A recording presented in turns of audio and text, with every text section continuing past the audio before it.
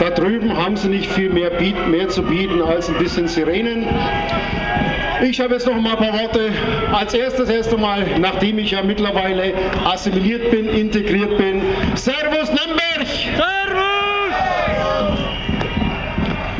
Ich begrüße euch heute hier in Nürnberg. Nürnberg, die Stadt mit über 1000 Jahre Geschichte. Nürnberg war Kaiserstadt. Nürnberg war Industriestadt. Zwischen Fürth und Nürnberg damals die erste Eisenbahn. Nürnberg war aber auch die Stadt der Reichsparteitage und der Rassengesetze. Nürnberg war auch die Stadt der Nürnberger Prozesse. Unter anderem wurden hier Hermann Göring, Rudolf Hess, Julius Streicher und etliche mehr vor Gericht gestellt und zu Recht. Und auch seit einiger Zeit ist Nürnberg die Stadt der Menschenrechte. Wir wollten ja eigentlich bis zur Straße der Menschenrechte gehen, spazieren gehen, um auch darauf hinzuweisen, dass wir für die Einhaltung der Menschenrechte sind, aber das wurde aus verschiedenen Gründen abgelehnt. Und Nürnberg, die Stadt der Menschenrechte, ich habe das Gefühl, dass hier anscheinend die Menschenrechte nicht mehr für alle gelten. Ich habe das Gefühl, dass hier sogar wieder Gesetze gebeugt und sogar gebrochen werden. Uns gegenüber, da steht ein Mob und man hat das Gefühl, man hat den Eindruck, das sind direkt die Kettenhunde des Oberbürgermeisters Mali von Nürnberg. Denn sie werden losgelassen, sie nennen sich selber Antifaschisten, doch sie bedienen sich genau dieser Methoden, gegen die sie angeblich angehen und die sie anprangern. Und der Gipfel ist ja, genau diese Typen, diese Linken, die fühlen sich ja mittlerweile auch der Polizei gegenüber ebenbürtig. Die fühlen sich sogar weisungsbefugt und unter Umständen sogar überlegen. Und was auch ganz schlimm ist, auch sie beanspruchen mittlerweile das Recht auf Ausübung von Gewalt. Erinnert euch das nicht an etwas? Da gab es doch schon mal was. Da waren die Herrenmenschen und die Untermenschen. Das ist noch gar nicht so lange her. Und anscheinend wollen die genau das Gleiche wieder.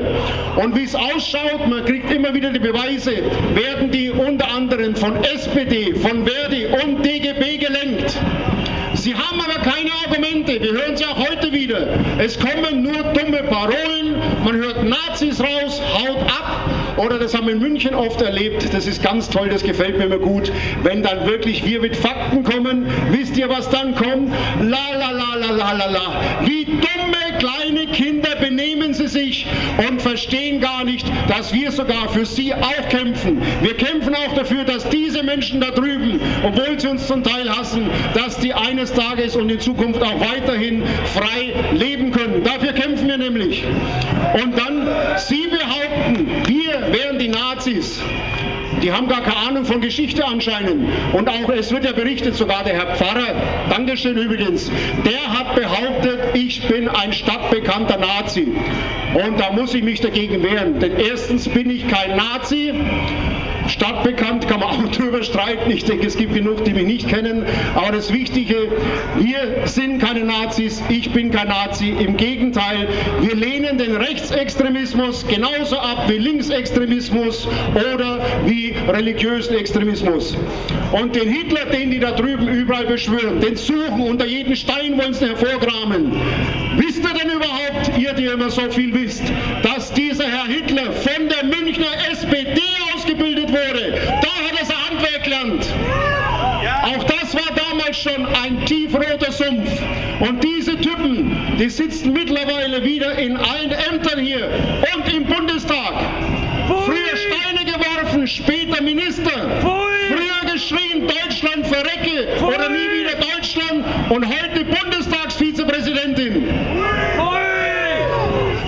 Früher, da gab es einmal einen radikalen Erlass. Da wären solche Leute nie in solche Positionen gekommen. Und dann natürlich die Krönung ganz oben drauf, von den Medien verklärt. Unsere Mutti, die nicht einmal unsere Nationalfahne will. Wir tragen die Fahne mit Stolz.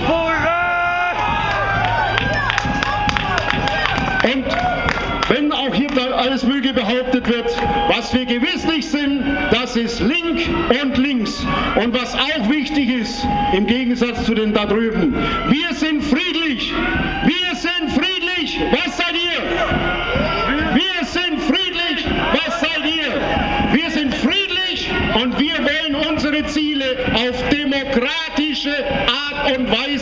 sprechen.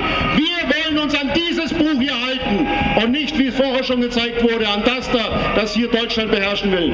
Wir wollen dieses Buch, bis irgendwann freie Bürger in einem freien Land eine Verfassung wählen. Bis dahin gilt dieses Buch und nach dem wollen wir auch agieren.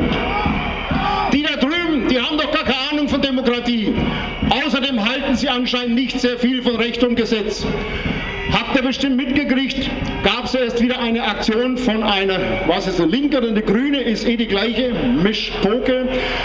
Die wurde jetzt ja auch heute im Bundestag besprochen und da hat dann der Herr Aken von den Linken sich auch noch mal aufgeregt, denn man muss doch jetzt mal wirklich sagen, haben die Linken, haben die Grünen, haben die das Recht, die Gesetze zu beugen? Stehen die über dem Gesetz? Ich sage nein. Die meinen wohl, wenn sie mit einem Gesetz nicht einverstanden sind, dann müssen sie es nicht beachten. Nehmen wir auch den Herrn Gernot.H.Tegetmeyer, wie er so schön mit seiner Handpflanze gefilmt wurde. Er ist halt der Meinung, das Gesetz taugt nichts und darum hält er sich nicht dran. Solange Gesetze gelten, halten wir uns in diesem Land an diese Gesetze und das gilt für alle. Und wovon die da drüben auch gar keine Ahnung haben. Das ist Patriotismus. Die haben keine Ahnung von Heimat oder von Vaterland. Und da drüben sieht man es auf Schildern, in der Zeitung stand es ja auch, die sind da, um Rassismus zu bekämpfen. Jetzt frage ich euch, welchen Rassismus? Wo ist hier Rassismus? Wer sieht hier, wer merkt hier irgendwas von Rassismus? Den einzigen Rassismus, den ich fühle, den einzigen Rassismus, den es hier zu bekämpfen gibt, das ist der in Deutschland gegen Deutsche gerichtet ist mittlerweile. Bei uns in Deutschland findet eine gewaltige Umvolkung statt. Und wenn wir nichts dagegen unternehmen, in spätestens 15 bis 20 Jahren sind wir eine Minderheit im eigenen Land. Wollt ihr das? Nein! Geht doch einmal in die Kindergärten, geht in die Schulen. Das sind ganze Gruppen und Klassen, wo man kein deutsches Kind mehr findet. Vor der letzten Kommunalwahl, da habe ich mich mit einem CSU-Stadtrat unterhalten und ich habe ihn gefragt, sage ich, Mensch, passe mal auf, sagt mal, merkt ihr nicht, was hier läuft? Warum unternehmt ihr nichts? Und wisst ihr, was er geantwortet hat? Ja, wir haben hier in Nürnberg teilweise schon 60% Migranten, wir können nichts mehr tun.